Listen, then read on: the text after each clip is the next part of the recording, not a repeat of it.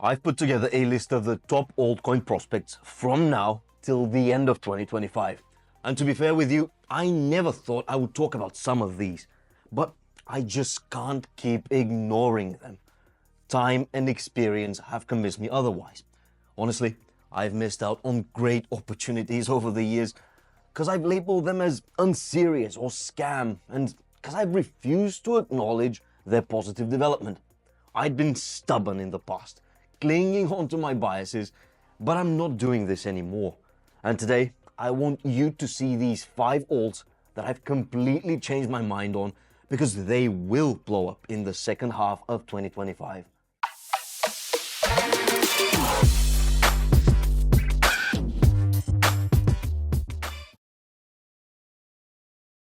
So, I've been in the crypto trenches for almost half a decade now. Over that time, I've watched projects rise and fall and learned how to separate hype from substance with some degree of success. But I've paid a price for that. The price of missing out on amazing projects just because they initially started out slowly or at some point have faced a setback or two.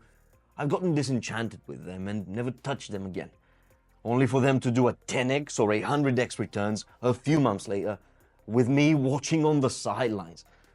And so folks, today I'm sharing the redemption arcs of 5 altcoins I once dismissed or even despised, but that have since won me over with major upgrades, ecosystem growth, and fresh use cases. I'll walk you through what turned me off each project originally, what's changed, and why each one belongs on your radar for alts with the biggest potential this year. To spice it up even further, I'll also give you my price predictions for some of them too. And by the way, I still can't get over the fact that number 2 actually ended up on this list, although some might label it as a useless shitcoin. Alright, let's jump in. Okay, kicking off with number 5, Sui. I'll be honest, I was skeptical of the Sui blockchain when it first launched. And it seemed like the object-centric data model and the move language were promising on paper, but I doubted whether a new layer 1 could gain real traction in a crowded market already. What really flipped the switch for me was this. I'm gonna show you now. The Mysticeti V2 upgrade. I think it will turn out to be pivotal since its release earlier in March. How though? Let's see how it works. Well, it refines the directed acyclic graph-based architecture, that's DAG, to achieve near instant finality under 390 milliseconds. This thing also cuts CPU by 50%, the CPU load, and it supports over 100,000 transactions per second. Now you get it, guys, yeah? So with this upgrade and with a growing number of decentralized apps like Cetus, for example, yeah, I know, they got hacked, it's fine. Let's go through their website anyways. That's the decentralized exchange Cetus. And also when you throw in Navy in the mix as well, Sui is already going big. Price-wise, I can see their token trading above $8 or even up to $15 by the end of this year. Does it sound ridiculous to you? Let's see about that. Moving on to number 4, a blockchain that I used to bash for its frequent network outages and centralization concerns after 17 major incidents between 2021 and 2024. It's Solana, yes. One of its outages was an 18-hour downtime in February 2023, and I thought Solana was cooked. Back in the day, so many times I've said to my friends, guys, Solana's not even a proper blockchain. But nowadays, fast forward to 2025, and here are 2 major aspects that made me reconsider. First, Solana's roadmap reads like a white paper on steroids. Here is the Firedancer validator client that I'm showing you right now, which is not fully live on the mainnet yet, but is coming soon. It promises to enhance reliability. There are also plans to double block space, which I think will further boost Solana's already impressive throughput of over 65,000 transactions per second. A revamped consensus algorithm will eliminate vote transactions, speed up finality, and enable multiple concurrent proposers. And I think these are all game changers for stability and scalability. Institutional demand is shifting also from should we invest to how do we integrate? Major custodians and funds prepare for Solana spot ETFs, and this is only going to unleash massive capital flows. Not to forget the mobile-first dApps on the Seeker phone coming later this year. Speaking of the Seeker, I got to chat with the masterminds of the project in person, and that brings me to the second major point why I changed my mind about Solana. That Solana Crossroads 2025. That experience in Istanbul 2 months ago showcased to me the unique Solana community. Wonderful, warm, welcoming folks that you just want to be part of. At Solana Crossroads, I got to speak to crypto enthusiasts like myself, but also to some of the brightest minds in the ecosystem. Founders, CEOs, CTOs. We managed to capture some of these talks on camera, and I definitely encourage you to go check out the interviews here on the airdrops.com channel, if you haven't done so yet, of course. So yeah, nowadays, I'm totally sold on Solana because of the technology and because of the community that drives it forward. It seems to me that we've got a recipe for serious price movement in this year. I'm gonna call it, guys, $1,000. It's a nice round figure, isn't it? Do you think I'm out of my mind for this prediction? Let me know. On the podium, I have an unlikely contender. It's Avalanche. It was on my blacklist after its 4-hour outage in February 2024, which was caused by excessive gossip flooding between validators. Not as bad as the Solana outages, I know, but I had no more patience for that kind of BS. At the time, it left the Avalanche network blockless until a new patch was deployed. Yet, in hindsight, that incident kinda hinted at Avalabs' capacity for rapid response. And to be fair, some of the upgrades that reinforced their enterprise appeal over the years grew on me too. Let's look at the largest technical upgrade to date. Here, it is the Avalanche 9000 Etna. Here it is. It drastically reduced the cost of creating subnets by 90%, guys. It also introduced cheaper transaction fees and made it easier for developers to launch custom blockchain subnets. That resulted in over 100 new subnets in 2024 alone. Let's take a look at some stats that actually impressed me too.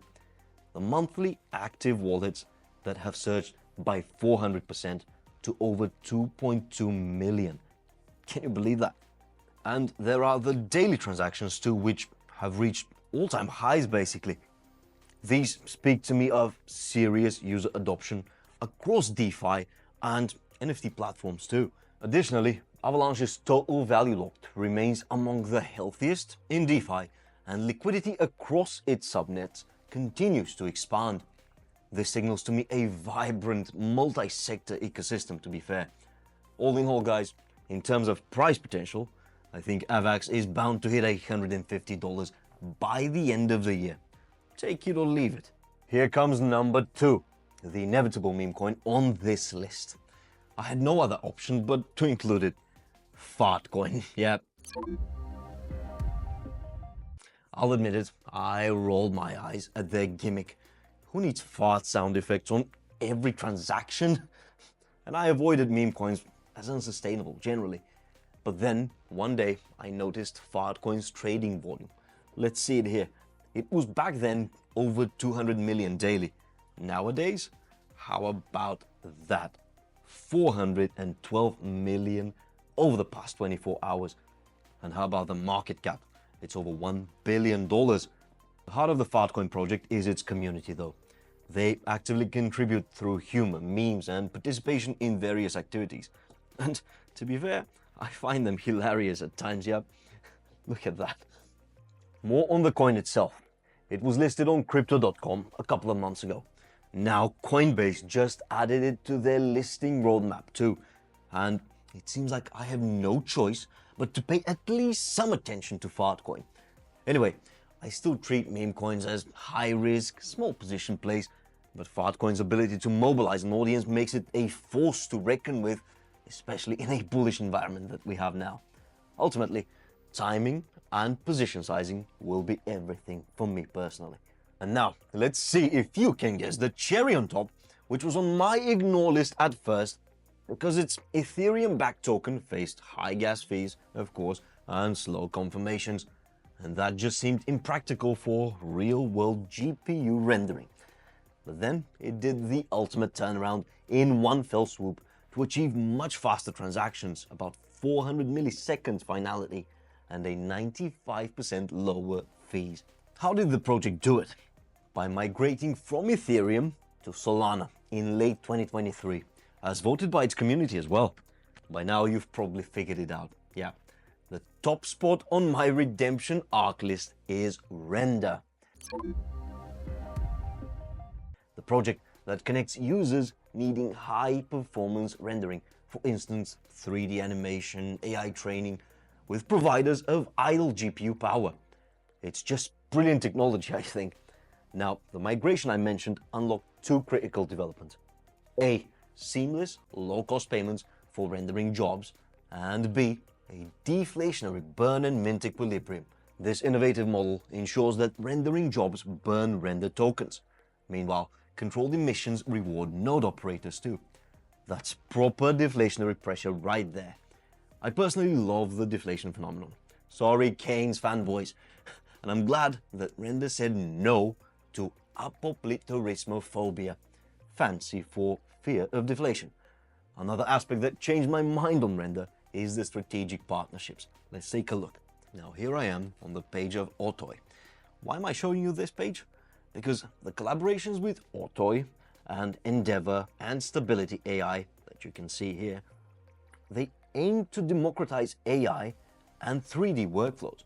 On the other hand, the integration that I'm going to show you now with Blender here and their Cycles engine grants over 2 million users access to decentralized rendering.